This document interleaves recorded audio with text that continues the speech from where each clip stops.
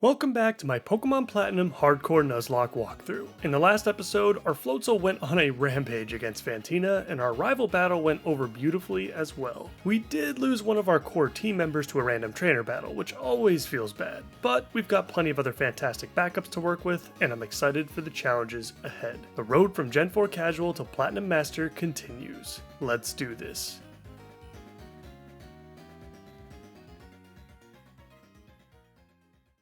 It's time to say goodbye to Solaceon Town and head towards Veilstone City, starting with the southern end of Route 210. There are a variety of highlights to go over here, starting with our next encounter. Due to the time of day and all of the other encounters we've received so far, Chansey and Scyther are the only two we can possibly get at a 5% chance in the middle of the day. And we get a Scyther, which is sick. Scyther is most certainly one of the coolest bug types out there, and it's pretty solid overall. I will say its usage will probably be a little more niche in this generation specifically for a couple of reasons. For one, it has one of the worst defensive typings you could possibly have, at least in my opinion. Rock and flying type moves in particular are just all over the place, with a lot more Pokemon carrying them as extra coverage after the physical special split. Scyther's abilities are also a little questionable given the moveset it was bestowed in Diamond, Pearl, and Platinum. Abilities like Swarm are even more niche now that there are a plethora of held items that can provide not the same level of extra damage, but the gap is now a lot closer than it was before. On the other side, Technician can be a really powerful ability, but it's completely reliant on the moves available to the Pokemon. In Scyther's case, we've pretty much got Wing Attack and Aerial Ace, and I'm pretty sure that's it. Now, don't get me wrong, that's still a stupid amount of extra base power, especially when you attach it to a move that can't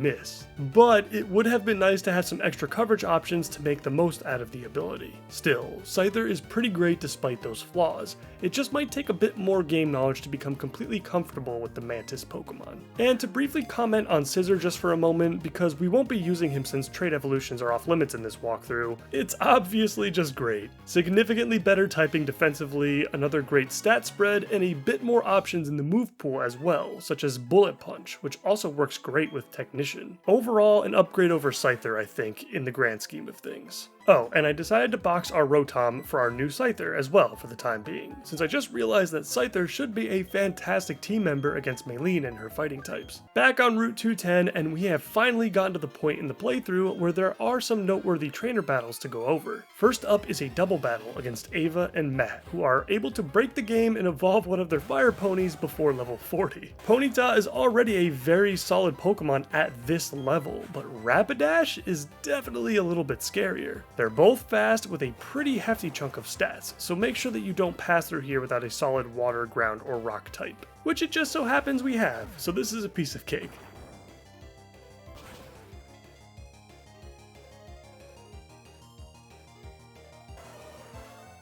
The other trainer you'll honestly just want to flat out avoid is Collector Fernando inside the cafe cabin. It's one of these two guys here. I'm not really sure which one it is, but trust me, just don't bother. Fernando is packing a level 25 Heracross, which I believe at that level would have Aerial Ace, Counter, and Brick Break in its moveset. Just give him a nice little wave and move on. But while we are here, we might as well pick up some delicious Moo Moo Milk. 500 Pokédollars for 100 points of health is incredible value, so stock up on a bunch here before you head out. And finally, before we leave Route 210, you can pick up a hidden rare candy here, and the TM from Roost, from this girl on the hill. Self-healing moves are fantastic for hardcore Nuzlockes, so definitely utilize this when you can. Now heading into Route 215, and I would recommend bringing a cut user with you as there are a few decent pickups here that require it. And if you noticed, this is also a rainy route, so be careful with your fire types around here. None of the trainers on this route actually have any Pokemon with water type moves, surprisingly, so you won't have to worry about that increase in damage there at least. It's time for another encounter, and we actually run into the Lickitung instead of the expected Marill. I'm gonna be honest with you guys, I have absolutely no idea if this thing is good or not, and I've never used one, ever. Now that I'm thinking about it, this might be the first time I've ever caught one, for that matter. I mean, Lickitung itself is pretty awful, just taking into account stats and move pool, but Licky Licky seems like it wouldn't be too bad. It's giving me very similar vibes to Wigglytuff. Basically has a non-existent level up moveset, but does get access to seemingly every single TM in the game, so if you want to go through the heavy game corner investment, I don't know. I guess it can be fine. It just doesn't have anything interesting about it. It doesn't fill a specific role. An awkwardly defensively based Pokemon with nothing to really capitalize on its bulk.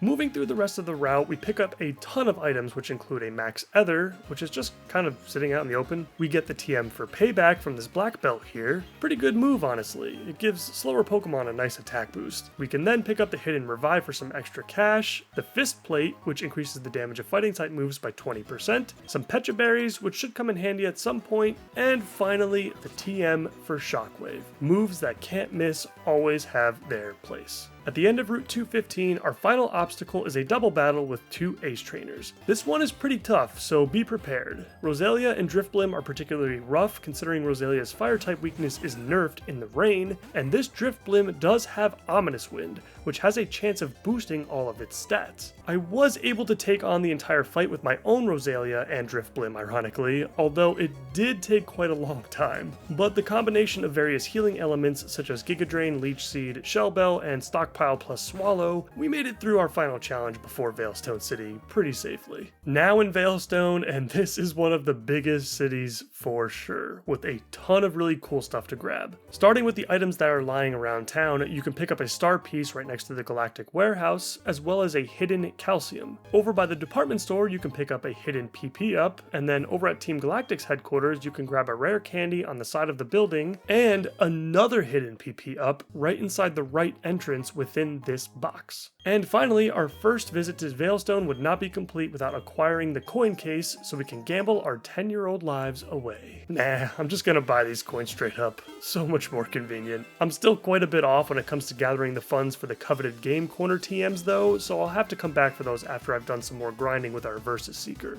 In the meantime, I did pick up a wide lens for only 1,000 coins, or 20,000 Pokédollars. That is a very cheap price for a 10% accuracy buff, and this will work nicely with our Roselia for now especially. And now that we've picked up the majority of the items around town, it's time to go on a shopping spree. Welcome to the Veilstone department store. Starting on the basement level, I always pick up around 30 or so lava cookies from this counter here. Full heals for a third of the price? Yep, I'll continue to take those all day every day. Now moving up to level 3, we can pick up a variety of useful TMs from both of these counters. The counter above will provide some fantastic utility and defensive options in both Reflect and Light Screen, as well as the classic Protect. Natural Gift is a really interesting option as well, providing a coverage of any type in the game to any Pokemon at the cost of a held item basically. I usually pick a few of these up so that I have it in my back pocket during team building. And then to the counter below, we've got our typical heavy hitting attacks at the cost of accuracy. It's a little bit too risky for my liking most of the time, but sometimes they're exactly what you need to get over certain obstacles. And finally, we end on the highest floor in the building where you can grab some refreshing healing items at a great price. The Moo Moo Milk is honestly enough to cover your party for a very long time, but I do like me some Soda Pop. Ooh,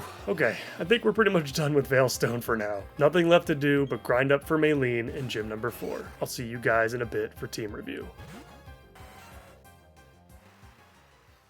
Fighting for our corner in the green trunks, we've got our newest team member in Scyther, who will absolutely wreak havoc in this fight. Technician boosted stab wing attacks will make quick work of both Meditite and Machoke, and it's not even close. Lucario is a 2-shot, but it is also holding a Citrus Berry, so I'm fully expecting it to take at least 3 hits instead. In order to play this as safe as possible, I'm going to use Monferno for that last hit most likely, as a Fist Plate boosted Mach Punch should be enough to finish the job. Drifblim is a really nice backup as it's immune to 3 of Lucario's attacks. Floatzel just hits really hard and is faster than everything. Roselia is just here, I guess, I don't know. And Graveler can go boom if needed. Nearly halfway through the gym challenge already, Maylene is going down.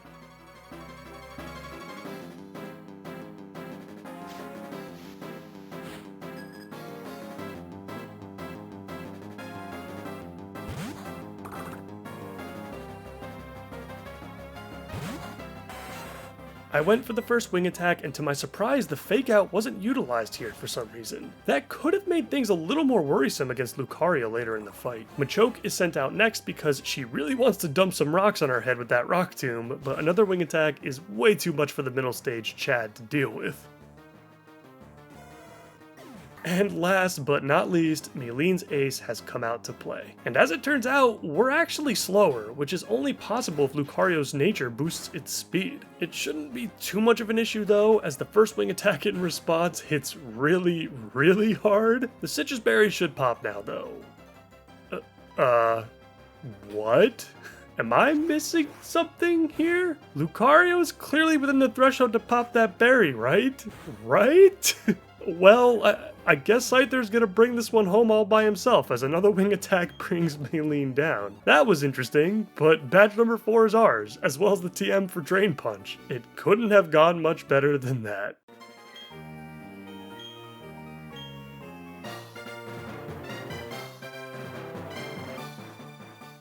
Now that we have our 4th badge, the Sinnoh region really starts to open up now, as well as our team building possibilities. With the new level cap of 37, we'll be able to evolve our starter completely, and we can pick up the HM for Fly for our Drifblim, after helping Dawn get her Pokedex back. Getting access to everywhere we've been before at the press of a button is always a great feeling. I decided to swap out Graveler for Bronzor, just to mix things up for a bit for our team. I'm honestly pretty happy with everyone else so far, so I think that's the only change I'll make at this moment. We'll see how I feel after obtaining some of the upcoming encounters. It's time to say goodbye to Veilstone for now, but don't worry, we'll definitely be back soon enough to grab some of those coveted TMs from the game corner. Let's go over Route 214 as we begin our trek towards Pastoria City. The only super notable trainer on this route is Collector Douglas and his 3 Cantonian evolutions. It's not as bad as it looks though, as all 3 of their learn sets aren't super strong yet at these levels. They'll have stuff like Ember, Thunder Shock, and Water Gun still. But hey, they're fully evolved, they're fast, they're bulky, etc. Moving on to the item pickups, we've got a suite of pretty awesome berries, which include Cherry, Citrus, and Chesto, all of which are very useful throughout any playthrough. A bit further south, we can pick up another held item in the Big Route, which isn't all that great to be honest. I guess our Roselia could potentially see some use out of it if we wanted to. It just takes a lot for this item to provide more healing during any given fight compared to the classic Citrus Berry. Like, I bet a grass type boosting item would provide more healing benefits than this, but I could be wrong. We then have a red shard in this large patch of grass, which can be put towards a move tutor later on, the Magmarizer, which will obviously be necessary to obtain Magmortar if you are playing with trait evolutions, and finally we have the TM for Dig in the Ruin Maniac Cave. Always a solid ground type option, even alongside Earthquake. While we're in the cave, we can also pick up our next encounter, which is guaranteed to be a Hippopotas, since we've already got a Geodude. If you enjoy Sand Team strats, then this will be the most important piece to your Sandy puzzle. While Sandstorm isn't the most appealing weather effect when trying to look for synergies around it, it's still pretty cool. The worst case scenario for the Sandstream ability is that you can use it to clear your opponent's weather effects, which can come in handy in the Candace fight for example, where her Frostlass will try to abuse the hail condition. It can be annoying to play with though I suppose, since weather in Gen 4 will last forever, and dealing with Sandstorm outside of a Sand team is not very fun for you either. Hippowdon's pretty solid though overall, with a large chunk of physical based stats, and fantastic learn set options with Yawn, Crunch, Earthquake, and the Elemental Fangs for coverage. It's just really slow. You'll basically never go first. Now back on Route 214 for another encounter. This time it's between Houndour and Rhyhorn. Let's see if we get the good one. And we didn't, but I guess that's okay. I'll have to cover Houndoom and how awesome it is in a future video. Rhyhorn is just very bland. It's basically a Geodude that evolves at level 42, and Rhyhorn isn't exactly a huge upgrade. It's known for getting some pretty ridiculous coverage options, but it can't utilize any of them well due to the line's awful special attack stat. What I will say though is that I have never played with Rhyperior yet during a playthrough, and on paper, it does seem a lot better than Rhydon in these games. Let me know what you think of this line as a whole in the comments. Route 214 is done, but before we reach Route 213, we've got a quick pit stop to make in the Valor Lakefront, where we can grab yet another encounter. And this time, it's Girafarig. Nice. I've already talked a lot about this guy in some of my Gen 3 playthroughs, and overall, I have pretty positive feelings towards it. It's not the best psychic type out there, for sure, but the stats are fair, and it gets all of the awesome stuff that most other psychic types get. Screens, Calm Mind, and even Baton Pass, which is a very fun move to play around with. And the additional normal typing makes Girafarig the only psychic type that's immune to what are normally super effective ghost type attacks. I have used it a lot though in the past, so I'll keep it in the box most likely.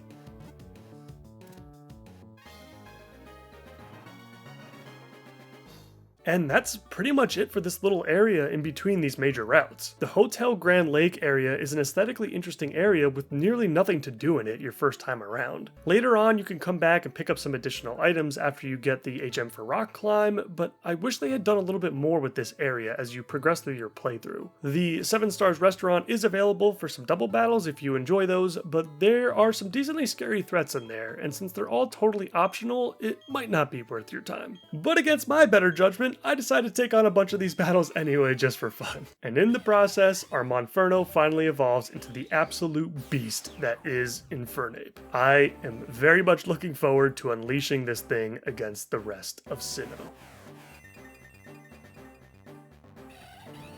And with that, this episode is now over. Our newly obtained Scyther really put in a ton of work against Maylene and her gym as a whole, and we've made a ton of progress already on the routes that follow. In the next episode, we'll be making our way over to Pastoria City to face off against Pokemon's WWE King. Crasher Wake should be a lot of fun. In the meantime, as usual, please like the video if you liked it, and subscribe for more content like this. That's it from me. I'll see you next time.